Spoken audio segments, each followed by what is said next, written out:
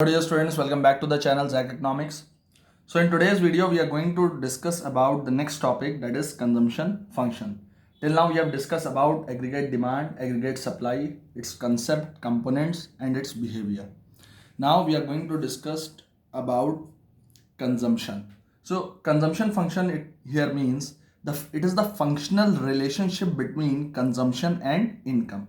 That means consumption and income, they are related in one or the other way. Let us see. So as you can see, as the income increases in the economy, the level of consumption in the economy also increases. Okay, and C is equal to Fy. Here F, this F, it refers to functional relationship.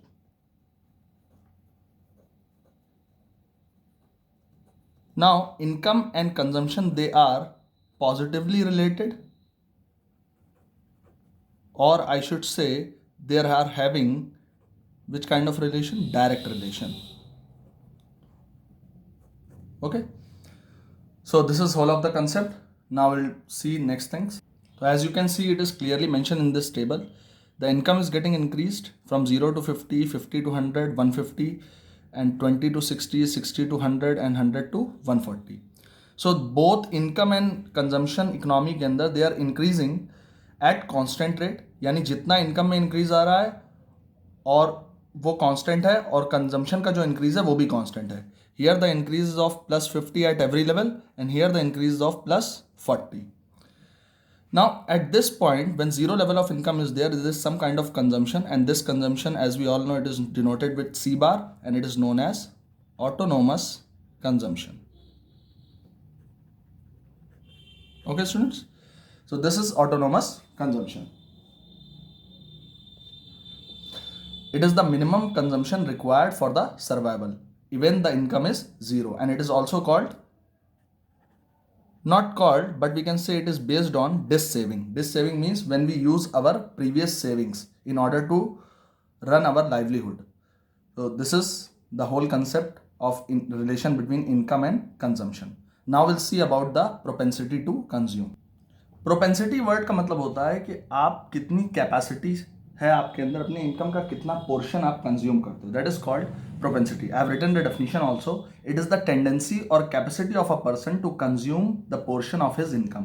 यानी कोई person अपनी income का कितना portion consume करता है, उसकी जो tendency है, that is called propensity to consume. For example, मान लेते हैं किसी पर्सन की इनकम है, मिस्टर एक्स हैं, इनकी इनकम है 1000, ठीक, और ये अपनी इनकम का 1000 इनकम का जो है वो कंजम्पशन कर लेते हैं 800.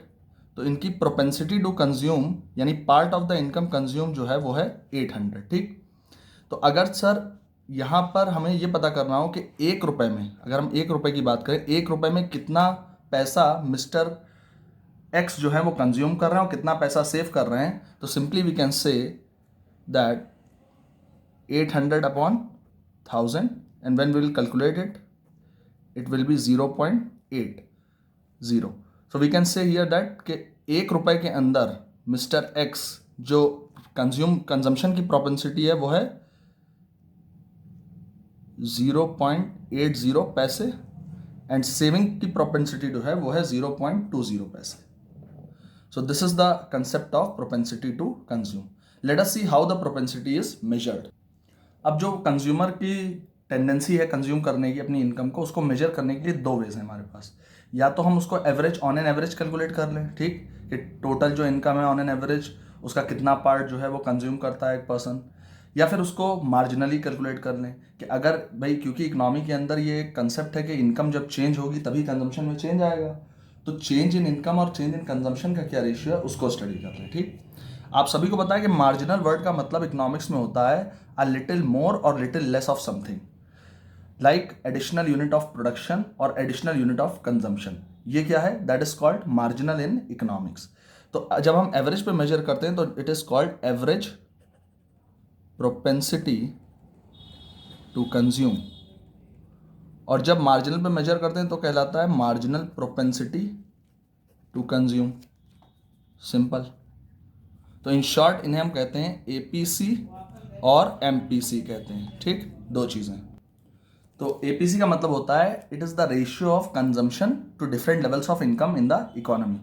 तो कंजम्पशन को हम पता है सभी को कि सर सी से डिनोट करते हैं, इनकम को हम वाई से डिनोट करते हैं। तो क्या फॉर्मूला बनेगा, अगर हमें रेशियो निकालना है तो हमें कंजम्पशन और इनकम का रेशियो लेना है, इसका मतलब सी बाय वाई, ठीक। और वहीं पे अगर मैं मार्जिनल प्रोपेंसिटी टू कंज्यूम की बात करूं तो इसका मतलब क्या होता है कि ratio of change in consumption to change in income in the economy, क्योंकि जब भी इनकम में चेंज आएगा इकोनॉमी में तो उसकी वजह से कंजम्पशन में चेंज ज़रूर आएगा। तो इसको हम कहते हैं एमपीसी, ठीक। Now let us see the tabular presentation of APC and MPC. अब कंजम्पशन फंक्शन के हिसाब से यहाँ पे एक टेबल मैंने बनाई, कंजम्पशन फंक्शन के हिसाब से जैसे जैसे इनकम में इंक्रीज हो रहा है इकोनॉमी के अंदर, कंजम्पशन भी इंक्रीज हो रहा है, ठीक। जीरो लेवल ऑफ इनकम पे कंजम्पशन 40 है, इसको हम क्या कहते हैं सर, इसको सी बार से डिनोट किया जाता है और ये कहलाता है आपका ऑटोनोमस कंजम्पशन। ये सारी बातें क्लियर है, ठीक।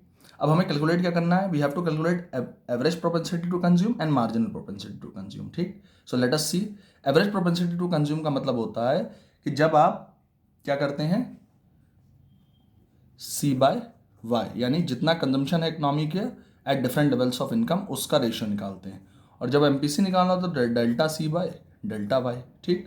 तो as we calculate this will get result as follows. जैसे अब पहला है 40 और 0, तो 40/0, अगर 40/0 की बात करें तो इस जैसे फ्रैक्शन का कोई एग्जिस्टेंस ही नहीं होता, because where the Q should be not equal to 0, p/q के फॉर्म में होना चाहिए fraction, q should be not equal to 0, तो ऐसी कंडीशन आ ही नहीं सकती, तो पहला वाला नील, ठीक है। फिर उसके बाद बात करते हैं एमपीसी में भी पहला वाला नील, क्योंकि चेंज है नहीं, ये तो इनिशियल है, ठीक है। अब हम आगे बात करते हैं एपीसी की। अब एपीसी की बात करें तो क्या हो जाएगा, 120 कंजम्पशन है और इनकम कितनी है 100, so we can easily find out that it will be 1.20, ठीक। लाइकवाइज एमपीसी की बात करें, चेंज इन कंजम्पशन कितना हुआ 40 से 120 यानी 80 का, चेंज इन इनकम कितना हुआ 0 से 100 यानी 100 का। तो finally we can say that 80/100 will get it 0.8, ठीक है। Likewise, we'll calculate all. So as you can see, I've calculated all. Now here APC is changing, but MPC is constant. Sir, why MPC is constant? Because income और consumption का जो change है वो भी क्या है constant. As you can see, 100, 80. This will continue, ठीक। तो we get that MPC also और हमें मिल गया APC also, ठीक। So I hope you have understood how to calculate APC and MPC. Now let us see the next topic, that is slope of C line. Before that, we'll do the diagrammatic presentation of C line, that is consumption line or consumption curve. So as you can see, I have made the diagram of C line curve. We have taken y axis and x axis. Still I have not made the diagram, but I have drawn the axis y and x. At y axis I have got consumption, at x axis we have got income. So let us plot it. We'll use that table only which we have discussed just now. I'll show you. We are going to do the plotting on this table. 0, 100, 200, 300, 400 incomes and consumption 40, 120, 200, 280 and 360. इसी table के base पे we are going to make that particular C line diagram. So plotting is done. Income level increase करेगा, consumption हमारा increase करेगा, ठीक। लेकिन क्योंकि पहली यूनिट पे ऑटोनोमस कंजम्पशन है, so the curve of consumption C line will start from here. अब क्योंकि इनकम इंक्रीज कर रही है, कंजम्पशन इंक्रीज कर रहा है, पॉजिटिव रिलेशन है, and we all know, we have studied in micro economics कि जब भी पॉजिटिव रिलेशन होता है तो कर्व कैसा होता है sir, it's an upward curve, ठीक। तो upward lines, upward sloping curve बनेगा। स्ट्रेट इसलिए बनेगा स्ट्रेट लाइन क्योंकि ऊपर नीचे लाइन क्यों नहीं गई, रीजन बीइंग क्योंकि दोनों इंक्रीज हो रहे हैं, लेकिन किस रेट से sir, both are increasing with constant rate, इस वजह से ये लाइन सीधी है बिल्कुल, ठीक। तो इसी लाइन को हम कहते हैं कौन सी लाइन, सी लाइन, ठीक। ये आपका डायग्राम हो गया सी लाइन का, based on the positive relation between consumption and income. Now next we are going to see the basis of MPC on C line curve, slope of C line. Now, अब जो slope है C line का, ये upward slope होता है, ये किस पे बेस करता है, ये स्लोप बेस करता है MPC पे, ठीक। सर कैसे आप प्रूव कर सकते हैं, yes I can prove. See यहाँ पे 300 है, so I just draw the line, dotted line. So ये 300 इस पॉइंट पे है, ठीक, और 280 उसी के जस्ट सामने, ठीक। जैसे ही कंजम्पशन में इंक्रीज होता है, एज यू कैन सी 300 से कितनी होगी consumption, 400। Not consumption, it's not the increasing, income में इंक्रीज होता है। 300 से इनकम कितनी हुई 400, यानी 100 का इंक्रीज हुआ इनकम में, ठीक। तो अकॉर्डिंगली जैसे ही इनकम का इंक्रीज होता है, इतना इनकम का इंक्रीज हुआ, तो आप देख सकते हैं कंजम्पशन में भी इंक्रीज हुआ। 280 से कितना हो गया 360। तो ये जो एरिया है इसको शो करने के लिए वी हैव दिस लाइन, ये लाइन शो कर रहा है, ठीक। तो ये कंजम्पशन का चेंज शो कर रहा है, इसलिए इसे हम डेल्टा सी कह देंगे। और ये इनकम का चेंज हुआ तो इसे हम डेल्टा वाई कह देंगे। आप किसी भी all along the C curve आप किसी भी पॉइंट पे मेजर करेंगे तो यही रिलेशन आएगी, change in C is to change in Y. अगर आप फिर से कंपेयर करेंगे तो again it will be delta C delta Y. Again you will compare, it will be the same delta C delta Y. तो ये MPC पे based होता है, और एमपीसी क्योंकि कांस्टेंट होता है, every time you will have only one value from the table, that is 0.8। Reason being both income and consumption are related and they are increasing at constant rate. So this is called slope of C line. Now the next topic, अब जो C function है हमारा consumption function, उसको हम algebraically present कर सकते हैं, ठीक। अब उसको एल्जेब्रिकली प्रेजेंट कैसे करते हैं, उसकी इक्वेशन है C is equal to C bar plus B Y, ठीक। इसका मतलब आप किसी भी पॉइंट पे किसी भी लेवल ऑफ इनकम आपको पता चल जाए और ऑटोनोमस कंजम्पशन अगर पता चल जाए तो आप कंजम्पशन की वैल्यू निकाल सकते हैं इकोनॉमी के अंदर, ठीक, किसी भी लेवल ऑफ इनकम पे। सर इसमें सी बार का मतलब क्या है, इसका मतलब होता है ऑटोनोमस कंजम्पशन, यानी consumption at zero level of income. Y का मतलब you all know it is income level in the economy. और बी जो होता है वो एल्जेब्रिक फंक्शन के अंदर जो वेरिएबल बी है वो प्रेजेंट करता है एमपीसी को, विच इज कांस्टेंट। और कैसे निकलता है, delta C by delta Y, ठीक। तो ये आपका पूरा एल्जेब्रिक इक्वेशन का मतलब होता है। अब जैसे मान लीजिए मैं आपको इनकम दे दूं 0, 100, 200, 300, 400, ठीक, और कंजम्पशन की वैल्यू आपसे कहूँ फाइंड करनी है आपको, ठीक। सिर्फ आपको ऑटोनोमस कंजम्पशन की वैल्यू दे दूँ, यानी सी बार की वैल्यू दे दूँ, तो सी बार इज इक्वल टू 40। अब आप हर एक लेवल ऑफ इनकम पे वैल्यू निकाल सकते हैं, और साथ साथ आपको ये बता दूं कि जो कांस्टेंट चेंज है वो किस लेवल पे हो रहा है, दैट इज 0.8। तो आप किसी भी वैल्यू को निकाल सकते हैं। अगर मैं से कोई पूछा जाए कि अगर इकोनॉमी में 200 हो लेवल ऑफ इनकम तो कंजम्पशन कितना होगा इस पॉइंट पर, so let us find out. C is equal to C bar की वैल्यू कितनी है 40 प्लस बी की वैल्यू कितनी है 0.8, वाई कितना लेवल ऑफ इनकम पे चाहिए हमें 200। So as we will solve it, तो 40 प्लस 0.8 इंटू 200 आएगा 160, प्लस करेंगे यू विल गेट 200, यानी सी की वैल्यू भी कितनी ही आनी चाहिए 200, ठीक है।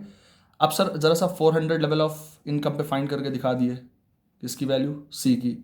तो सिंपल है, C is equal to autonomous consumption 40, MPC 0.8, कितने लेवल ऑफ इनकम पे 400, विल पुट इट 40 प्लस 320, कितना आ जाएगा ये 360, यानी कंजम्पशन की वैल्यू कितनी आ गई 360 जब 400 इनकम हुई, ठीक। तो ये इक्वेशन यही हेल्प करती है कि इकोनॉमी के अंदर आप किसी भी लेवल ऑफ इनकम पर कंजम्पशन की वैल्यू निकाल सकते हैं, बस आपको एमपीसी की वैल्यू पता होनी चाहिए और ऑटोनोमस कंजम्पशन ये इसकी वैल्यू पता होनी चाहिए, ठीक है।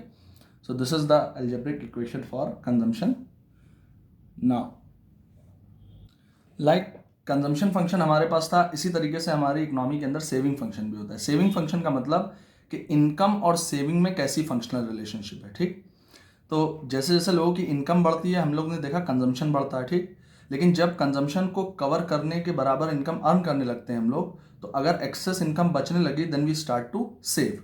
सो we can say from here कि इनकम इंक्रीज होगी तो सेविंग भी कहीं ना कहीं इंक्रीज होगी, लेकिन ये सेविंग इंक्रीज तब होना शुरू होगी when we have excess income left after fulfilling our consumption. जब हमारे पास एक्सेस इनकम बचेगी किसके बाद, जब हम अपने कंजम्पशन को पूरा कर लेंगे उसके बाद, ठीक। फॉर एग्जांपल मान ली हमारी इनकम है इकोनॉमी के अंदर 1000 रुपये, ठीक। कंजम्पशन हमारी इकोनॉमी में हुआ 800 रुपये का, ठीक। तो अब यहाँ पे देख सकते हैं क्योंकि इनकम से कंजम्पशन पूरा कवर हो चुका है, यानी जितनी इनकम है रिक्वायर्ड इनकम के अंदर कंजम्पशन कवर हो गया, तो एक्सेस कितना बच गया 200, तो वो क्या हो जाएगी हमारी saving. And sir we all know that income is either consume और saved, so we can prove it. 1000 income is there, consumption is 800, saving we have 200, so it will be equal. Okay, clear to all? Now next topic we have propensity to consume. Again, like we have propensity to consume, we have propensity to save. Now propensity to save का मतलब ये होता है कि आप अपनी income का कितना पोर्शन सेव करते हैं, या एक पर्सन की कितनी टेंडेंसी है या कैपेसिटी है, या वो कितना अपनी इनकम को सेव करेगा। उस टेंडेंसी को, उस कैपेसिटी को हम कहते हैं propensity to save. Let us see how the propensity to save is measured. Before explaining the measurement of propensity to save, मैं एक शेड्यूल से आपको ये क्लियर करता हूँ कि सेविंग एक्चुअली रिलेटेड कैसे है वाई से, ठीक। सो आई शो यू 0, 50, 100, 150 ये इनकम्स हैं। इनकम इंक्रीज हो रही है, कंजम्पशन इंक्रीज हो रहा है, ठीक। जीरो लेवल ऑफ इनकम पे जो कंजम्पशन है दैट इज ऑटोनोमस कंजम्पशन। अच्छा, ऑटोनोमस कंजम्पशन कैसे करते हैं आप? By the help of dissaving, -20, ठीक। सर कैसे -20 हुआ? मैंने कहा एक रिलेशन आपको पता होगा, y is equal to C plus S, ठीक।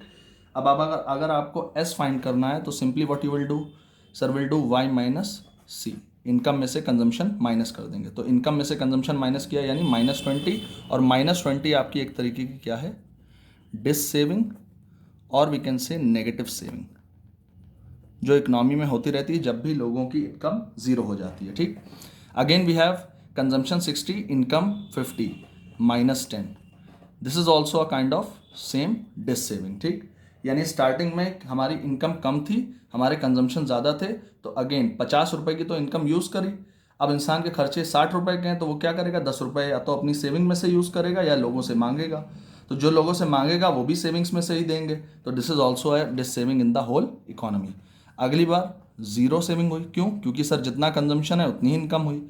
नेक्स्ट टाइम देखिए ये कंडीशन देखिए, 150 की इनकम है और 140 कंज्यूम कर लिया, तो जब मैंने बताया कि कंजम्पशन कवर हो जाए इनकम से, तो एक्सेस इनकम जो होती है वो क्या कर लेते हैं आप, save, so you will save it, okay. तो एज यू कैन सी जैसे जैसे इनकम इंक्रीज हुई, कंजम्पशन तो इंक्रीज हुआ, लेकिन एट अ पॉइंट इनकम से वो सेविंग भी इंक्रीज होती गई। पहले -20, फिर -10, फिर जीरो सेविंग, फिर +10 की saving. So we can see the increasing rate here. This is whole of the concept. So we can say that y function of y is equal to s, और s is function of y। Clear? Now let us see how the propensity is measured. जैसे propensity to consume measure हो रहा था, वैसे ही propensity to save measure होगा। या तो आप एवरेज बेसिस पे मेजर कर लिए या मार्जिनल बेसिस पे। अगर आप एवरेज बेसिस पे मेजर करते हैं तो इसको हम कहेंगे APS यानी average propensity to consume. Marginal basis पे करेंगे तो MPS यानी मार्जिनल प्रोपेंसिटी टू कंज्यूम। अब APS का सिंपल मतलब क्या है कि ratio between saving and saving at different levels of income. तो APS इज इक्वल टू क्या हो जाएगा, S/Y, कोई डेफिनेशन में चेंज नहीं। MPS इज इक्वल टू क्या हो जाएगा, ΔS/ΔY, यानी इनकम के चेंज होने की वजह से सेविंग में कितना चेंज आया उसकी बात हो रही है, ठीक है। मैं आपको एग्जांपल दे देता हूँ फॉर बेटर अंडरस्टैंडिंग।